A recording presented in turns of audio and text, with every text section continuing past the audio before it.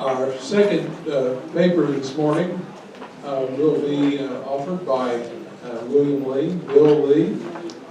Bill, unlike our first speaker, who was actually baptized, Chuck Blaisdell was baptized by Granville Walker, the chair of the Restructure Commission. Okay? Unlike our first speaker this morning, Bill did not grow up among us. He came to Disciples when he accepted the ministry of a vibrant congregation in Roanoke, Virginia, which thrived under his leadership for how many years, Bill? 39 years in one ministry. Many of us across the Disciples of Christ know Bill because he's been a leader in the general life of our church, served a very significant term as moderator of our General Assembly. He will speak to us from his experience as a disciple, and he will be followed by another Lee, Tim Lee, who spoke earlier in our first conversation, member of the faculty at Brite, but on our current moderator team, and very active through the years in Mayhead, someone who knows our church well. So, Mr. Lee, number one.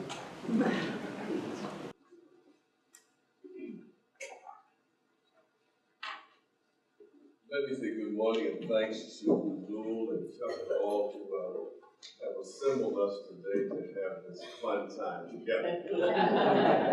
I will say to you, as I say to the congregation, especially when I served for 39 years, it is not necessary to sit and look like you're mad, upset. I know Chuck dropped some stuff on us, but we can still smile. God is great, we're still here.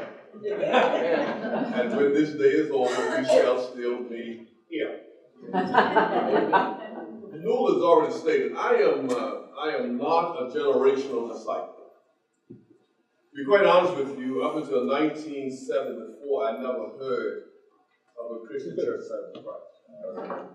I was born and reared in what is called the Northern Neck of Virginia. There were only two denominations that I knew of, maybe three, and that was Baptist and United Methodist. In 1969, when they shut down my all-black high school, and I had to spend my senior year at Lancaster High School, which is an all-white school, I discovered there were people called Presbyterians, Episcopalians, and Catholics. But I never heard of a disciple. That was new to me.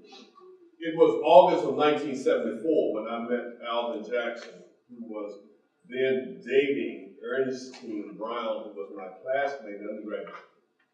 She introduced me to Alvin. Alvin introduced me to the Christian church. I remember the night I met him, I said, what in the world is a Christian church disciple of Christ? He said, I tell you, as Jesus said to Nathaniel, come and see.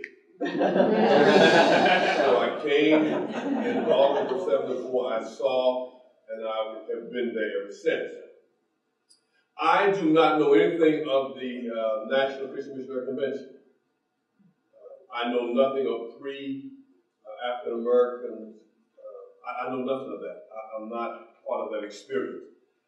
I have pastored a congregation that talks about the convention. When you hear a person who remember that, they do not say National Christian Missionary Convention. They say convention. And they say it with such a joy that you think they're almost in heaven. That was a big deal for persons in the convention. It was in 1976, the third annual session of the National Convocation, my first time I hung out with disciples. The first time I was with black disciples. It was in Nashville, Tennessee. I will never forget that because something happened that inadvertently brought me into this merger design craziness.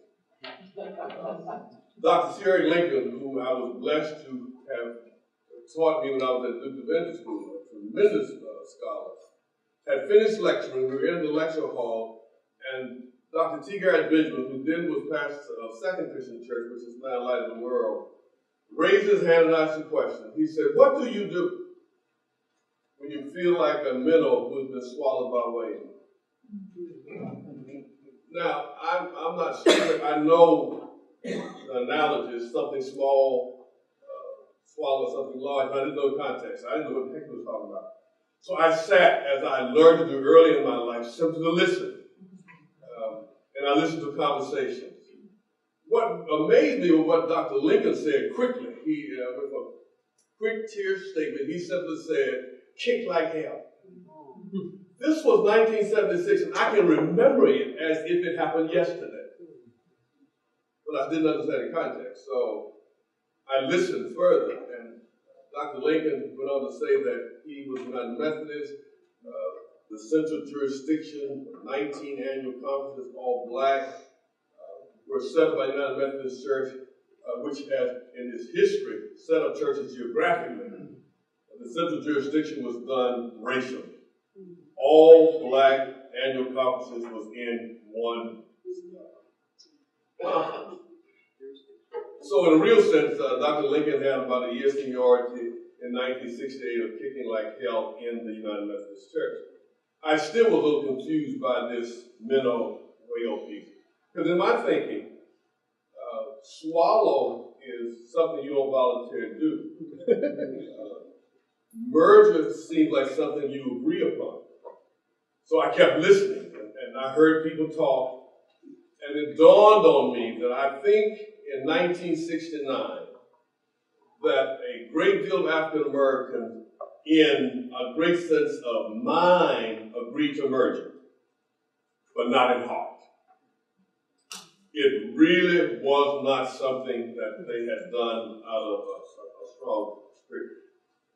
Money will make you do things that you wouldn't normally do. The convention was struggling financially. It was trying to stay afloat. And I think that many of the leaders, and especially the older leaders, at this time S.S. Myers, A.C. Stone, and others, probably did what they thought was the best they could do for the convention and merge it to the larger body. I still don't think it was in most folks' hearts. Certainly the next layer of leadership, and that would have been the Raymond Browns, those who were 20 years younger than the S.S. Myers and A.C. Stones, because I can hear Raymond's voice right now. I don't trust him. I don't trust him. I don't trust him. As a matter of fact, I was with Raymond Brown 2 weeks before his death. He and I had our last supper in the Hilton downtown Indianapolis, giving me my final instructions in references to his memorial service, of which he had asked me to preach. And he said to me one more time, don't go to sleep. This whole murder thing bothers me. And he died saying, I don't trust him. Now, I need to tell you a little sidebar. His wife was sitting next to him, who was very white. And I'm looking at him saying, huh? But he said,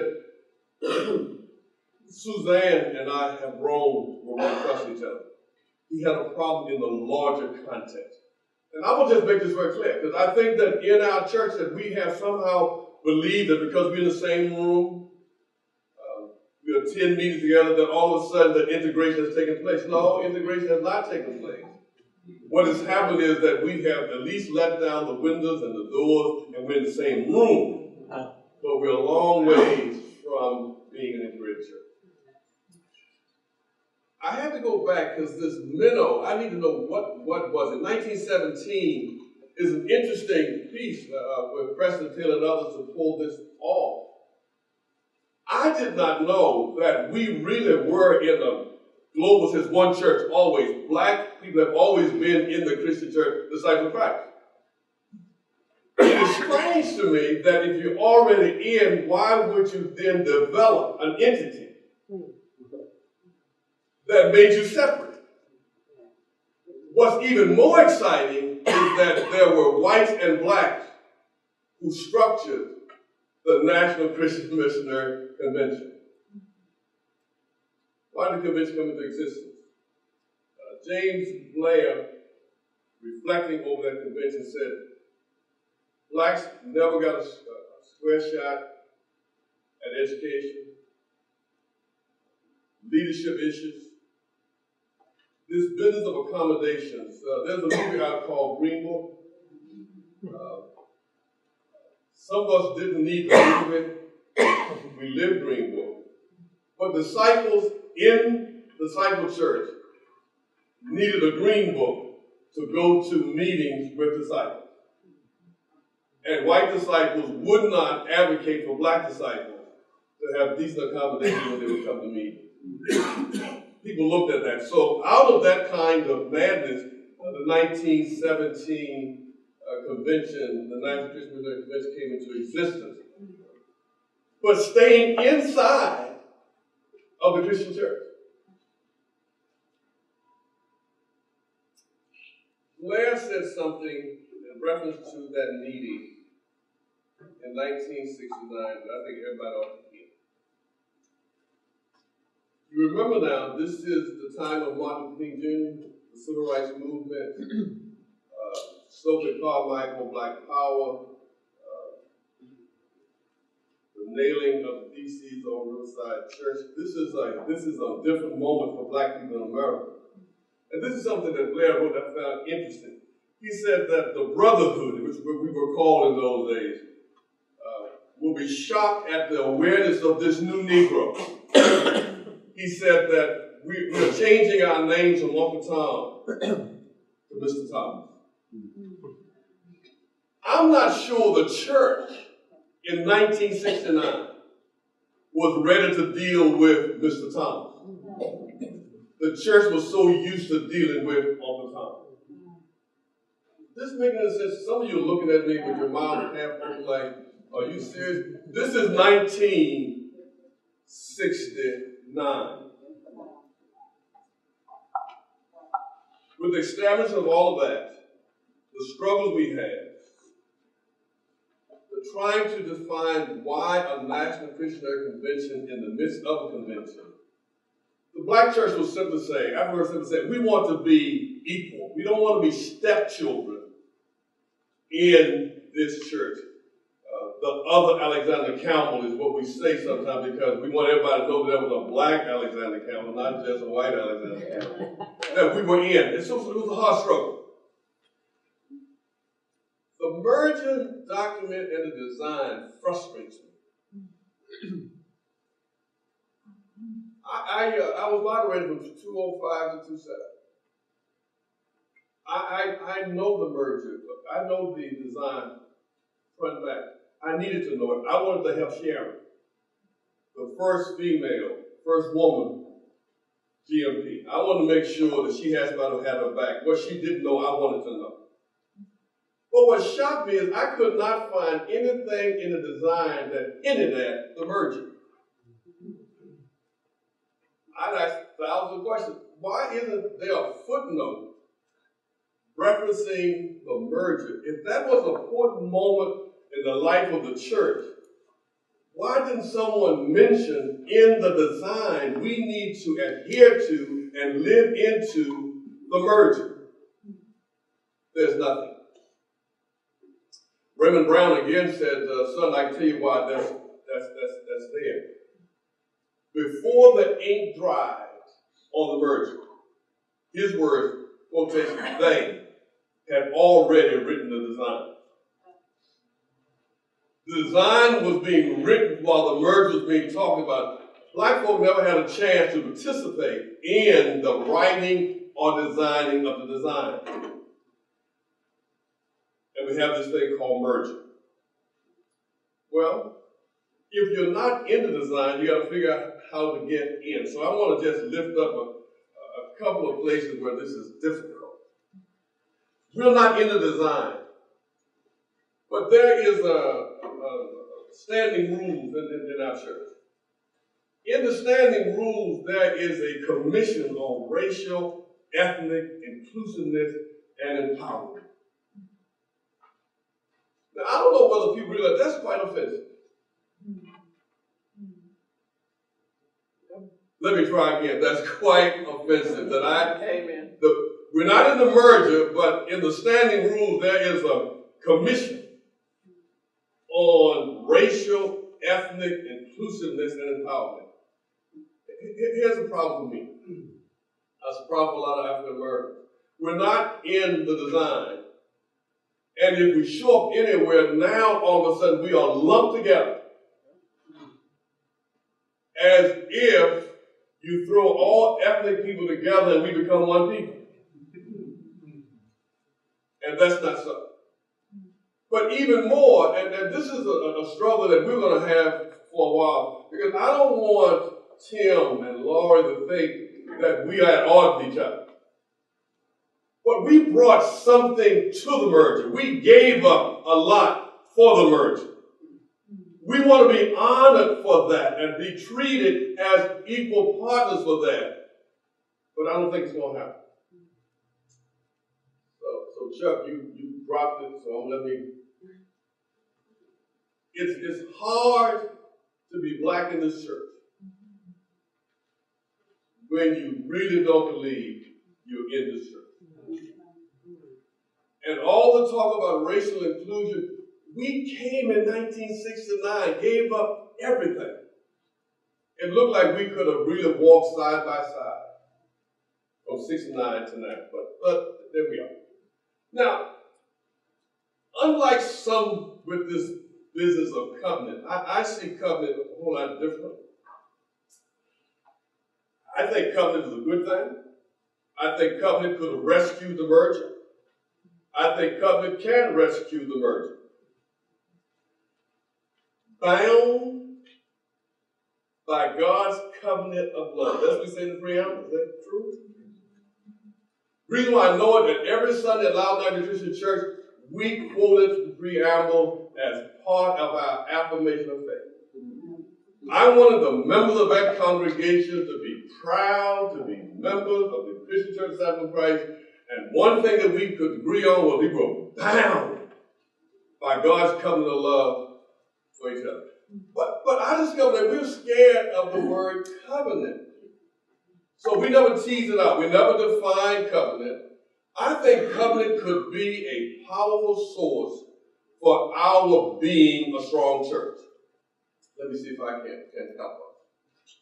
In Virginia, every time I do a wedding, the marriage license has one or two boxes for me to check. I don't know whether in other places. I'm in a Commonwealth state. It says civil service, religious. In premarital counseling, I have a copy for all couples to see. And I say, okay, at the end of the day, do you want me to check that this is a civil ceremony or religious? And then I spend an hour explaining to them civil, which means this is contractual. All you need is lawyers to get out of it. This has nothing to do with God. It has nothing to do with church. And I don't know why y'all want to come to that church and get it done. You can go to the Just Old Peace and get it done. And that's what I was telling them. I said, but if it's religious, it becomes a covenant, not just between the two of you, but between the congregation and God. Now, I'm a naive Christian person. I honestly believe that God makes a difference in relationships, all right? Well, let me try it again and see. Some of you look at me like I am stone crazy. I believe that God makes a difference in a relationship. Amen. And I think that we're disciples, Lord, with the design is that we left out biblical language. And we left God out of the design. We say bound by God's covenant of love, but we were afraid to say, what does that mean? And I would suggest that the reason why we're afraid of it is that we have to deal with two words that every time Bill Lee speaks at a disciple gathering, folk get upset. And that's authority and power. Authority and power. I honestly believe this design has no authority, it has no power, and therefore we will continue to leak and decline as a church. So for y'all who are frightened, what do you mean by power and authority? Two moments in my ministry, I saw covenant work. One, I was called Loud Never Christian Church September 1977. The church affirmed me, ordained me, gave me keys to the church and said I was their pastor. 2 weeks later, Raymond Brown called me. I said, never get the call. My secretary took the call. She said, Raymond somebody. She couldn't make out the last name. So I answered. I said, this is Bill Lee. He said, this is Raymond Brown. If you've ever been around Raymond, very distinct, Brown. I'm Raymond Brown. Not Brown, Brown. I said, yes. He said, I'm saying you just took one of our churches. I said, yes. And in the back of my mind, how did you know? But in the nomination outside, someone on that party had already called Indianapolis, called Raymond, called Emmett Dixon, and said, we got a person who's not a disciple. Y'all need to check this out. Raymond said to me that we've established a week in November. You are to come, bring your wife, we'll pay all your expenses, and you cannot be affirmed as pastor of Loud Never Christian Church until you come to Mission Building on Downing Street for 1 week of orientation. After that, we might let you stay there. Now, I have no idea, so I make arrangements, I fly to Indianapolis, and I go through all of those classes with Raymond, Ozark, Emmett,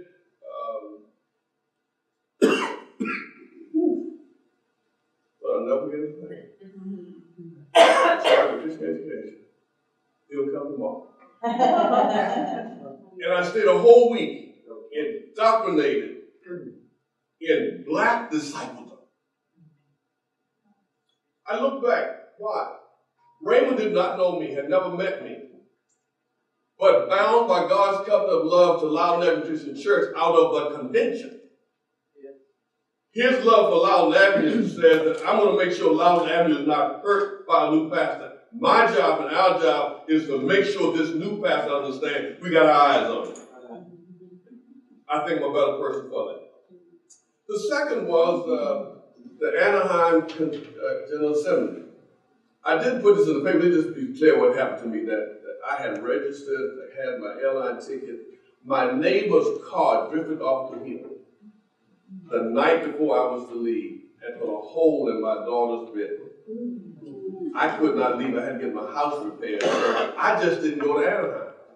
I figured I didn't have to go until I get a letter from John Hubbard. Office of Mr. President, dear Bill, your standing is in jeopardy. I said, what? You missed the Anaheim Assembly.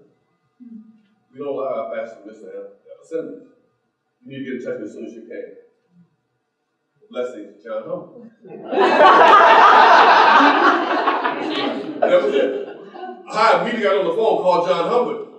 His secretary answered. I said, can I speak to Dr. Hubbard, please? And I apologize. I am sorry. I didn't mean to do anything wrong. He just broke out and laughed.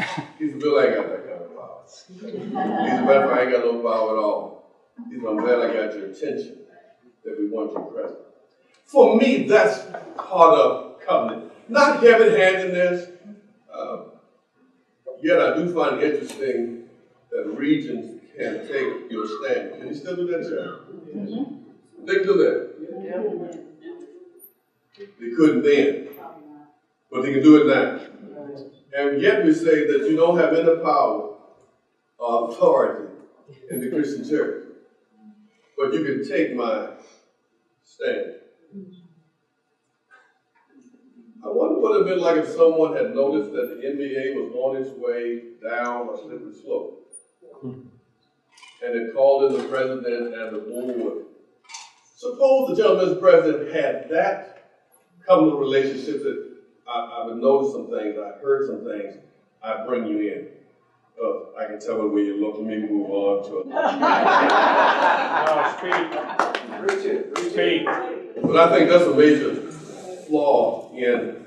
So, how much more time I got? 2 minutes. We're going to give you another 2. Your time is up. Go for another 2. We'll see if the next Mr. Lee. Okay. The Black Church had to test the merger. Resolution 46 1 year after murder, clergy in particular brought to the convocation concerns, the same concerns that we had in 1917 and in 1950, 1960. But didn't know what to do with it, so they got a resolution to think that the General Assembly had authority and power. Made a big mistake. To this day, this is, I think, 47 years after that resolution. And we have not got any resolve since at all. Because we don't know in this church where you go to get anything done when things don't go the way things ought to go. I think we can fix it with a real serious look at covenant. Why don't we suspend the rules and see if love and covenant will work for a year? Don't we always go back to design? But I think covenant works if the third person is seriously engaged in our relationship. Amen. I believe God still matters, and God still makes it.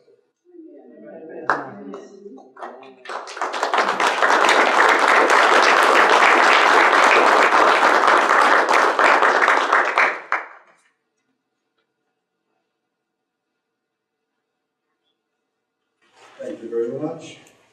Well, Bill condensed this paper quite a bit. It's a 24-page, easily double-spaced, and he gave a click note version of that. And I prepared my paper or my response on the basis of his paper, so I'm going to be making references to what he actually said in the paper, which didn't come out in his presentation for the reason of times. So I think the best approach is probably for me to just read the stuff that I've written and see what happens. There's probably enough resonance for you to. I'm right at my knot, Eileen. The papers are available at this Right. meeting. So it's good for you to respond to that paper because some have read it and others will have opportunity to do so. Okay. Well, let me begin by thanking Reverend Bill Lee for his fascinating paper. A paper that could only have been written by one who has engaged closely with the crafters of the merger and the applicators of it from all three manifestations of our church, the general and regional and congregational, white and black. I am also grateful that while reviewing his book, I was led to read a book he relies significantly in his paper, titled Journey Toward Wholeness, A History of Black Disciples of Christ in the Mission of the Christian Church by Brenda M. Cardwell and William K. Fox Sr., which I found to be an extremely informative and valuable book, and I highly recommend those of you who have not had a chance to read it to do so. The title of Reverend Lee's paper is Kick Like Hell. And the main question the paper seeks to address, it seems to me, is this. Why has African American disciples been kicking like hell or been struggling to work the system, which he says is another way of saying the same thing, when the National Christian Missionary Convention merged with the Christian Church Disciples of Christ in 1969? And his answer to this question and the thesis of the paper, it seems to me, lies in his purpose statement, which I quote. I propose to show throughout this paper that the strength or weakness of the design was not the issue for Black disciples. Our struggle with the design is that it did not include us at all. End of the report. As a respondent, my task is to evaluate his argument to see whether his thesis follows cogently from the reasons and evidence he presents, something I teach in class, so I ought to be practicing that in my actual paper as well, I suppose. So in that regard, I have to say, while I learned a great deal from the paper, I have some concerns that I would raise and invite if opportunity presents itself. Dr. Reverend Lee's response. The embedded thesis makes two distinct claims. One is that the strength or weakness of the design was not the issue for Black disciples. The other is that that is Black disciples struggle with the design is that it did not include us at all. I find both claims a bit problematic in light of the argumentation presented to support them. Let me first address the second claim, which I think could be a bit clearer, since it lends itself to at least two interpretations. First, it could be interpreted as saying that there was a subtext to the design when it was adopted provisionally in 1968 and then permanently in 1977, that even though it espouses to be a document for all disciples, it really was not meant to be a document for African American disciples. And the other possible interpretation is that Black disciples have struggled with the design. They have had difficulties leveraging it to benefit African American disciples because it did not explicitly mention the merger. Between the two interpretations, the first is less convincing. I don't think Reverend Lee is claiming that the design has had a racist subtext. I don't think he is claiming that design was created in bad faith insofar as African Americans were concerned, somewhat as the Declaration of Independence was created in bad faith insofar as African Americans were concerned, in that while the Declaration proclaimed that all men are created equal and that they are endowed by their Creator with certain unalienable rights, that among these are life, liberty, and the pursuit of happiness, there was a subtext that said these words do not apply to the enslaved people of African descent.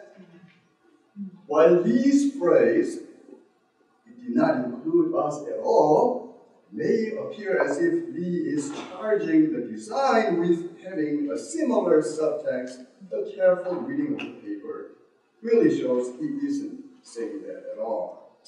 The other interpretation is that Black disciples have had a struggle to work the system because the design does not explicitly mention the merger. And this is a point that Reverend Lee seeks to argue for in the paper. And this point finds support at several places in the paper, as when he states, sadly, the design nor the general rules do not assure us that the merger agreement ever exists. A key premise he presents is that the design does not explicitly mention the merger. Just to repeat myself, this is an indisputable fact. The question arises, is an event like the merger the sort of event that is properly mentioned in a document like the design?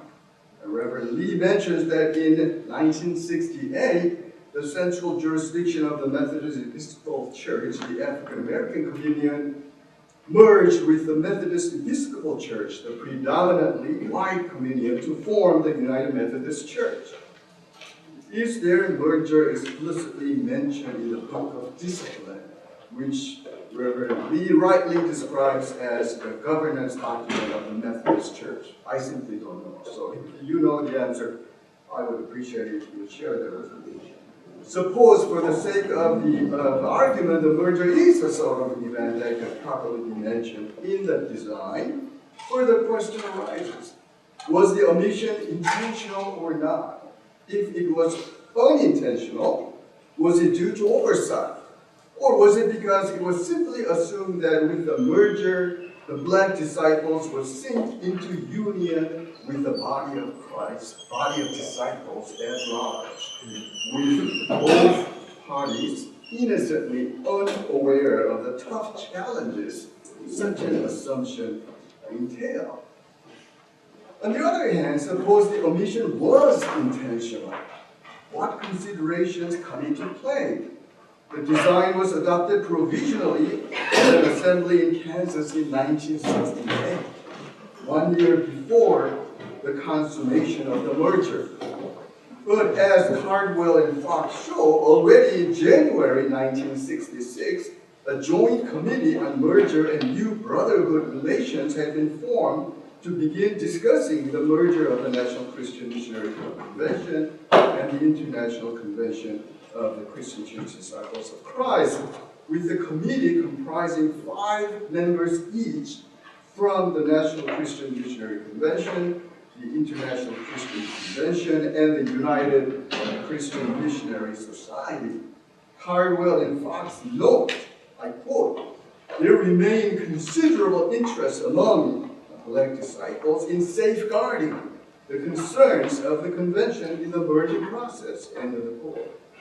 Nowhere in their book, however, do the authors state that Black disciples urged the merger be inscribed in the design. At the same time, African American disciples enjoyed the leadership of wise and forceful individuals, such as John R. Compton, William K. Fox, and of course Raymond B. Pyle.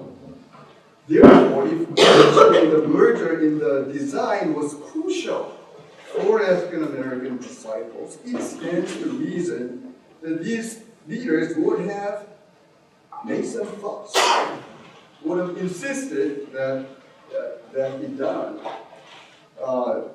Yet, as far as the book is concerned, it does not appear to be the case. Further questions arise with regard to the argument that Black disciples struggled with the design because it does not mention the merger.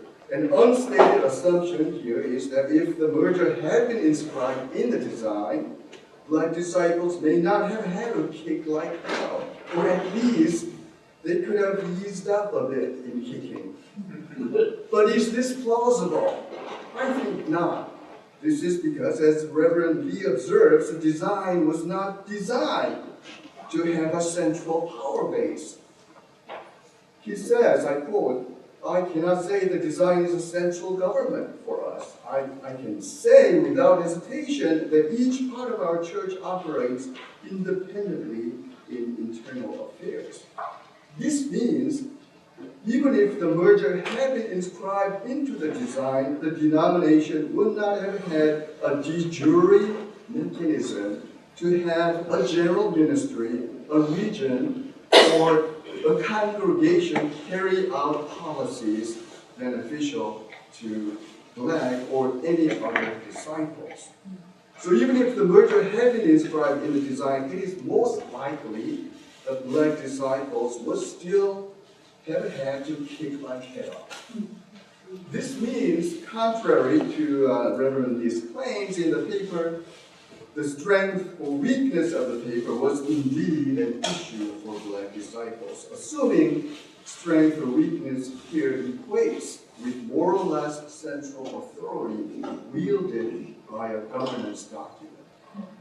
It indeed was an issue for Black disciples that, I quote Reverend Lee here, "the General Assembly has no institutional power or authority over any general ministry, regional or congregational or local congregations," end of the quote. When they presented Resolution 47, which Reverend Lee mentioned, at the Louisville General Assembly in 1971. Throughout his paper, Reverend Lee uses the metaphor of a minnow kicking like hell inside a whale's stomach to get the whale's attention. This metaphor aptly points out the power imbalance between Black disciples and white disciples. On the other hand, it obscures some other realities of the relationship. For one thing, the metaphor of the swallow is rather jarring. If we accept this metaphor, do we not also have to accept the scenario of the minnow not only consenting to be swallowed, but also conspiring with the whale to devise how it is to be swallowed, before we accept the picture of a minnow kicking like hell inside a whale? For another, the whale-minnow metaphor as such may be inept for the merger. The whale implies a system that is huge and coherent, with a centralized processing unit, the brain, and an efficient mechanism for enforcement, the digestive system. There is no way amino inside this system is gonna last for long, no matter how hard it kicks. Pretty soon, it will get macerated and absorbed into the whale. This metaphor may somewhat describe the situation of the central jurisdiction of the Black Methodists being swallowed by the huge Methodist Episcopal Church, but it certainly does not describe the merger between the National Christian Missionary Convention and the Christian Church Disciples of Christ, if only because the latter simply has no centralized processing unit and no efficient mechanism of enforcement. In this regard, a more apt metaphor for Black disciples and the Christian Church Disciples of Christ may be something different. Maybe a school of fish, a school of minnows. In this scenario, Black disciples are a group of minnows that merge with another group of minnows, among which are white minnows, much larger in numbers, and together they form a huge school of minnows that swim towards some peace sign fulfillment. In this merger, Black minnows need not worry about being swallowed up by other minnows. If they can swim faster than other minnows, they can actually lead the entire school. This metaphor, of course, can be manipulated to make a different point by conjuring, for example, a picture of a slew of white minnows bullying one small Black minnow. But compared to the 1960s, when applied to the compared to the whale minnow metaphor, I think this one better illustrates some of the genuine gains that have come out of the 1961 merger. Gains attested, for example, by the creation of Abra Hispana and NAPEC, which were facilitated by the existence of the merger, and of course by the leaders in our regions and general ministries of the past 50 years, who happen to be African American, not least the current general minister and president of the Christian Church Disciples of Christ. Thank you.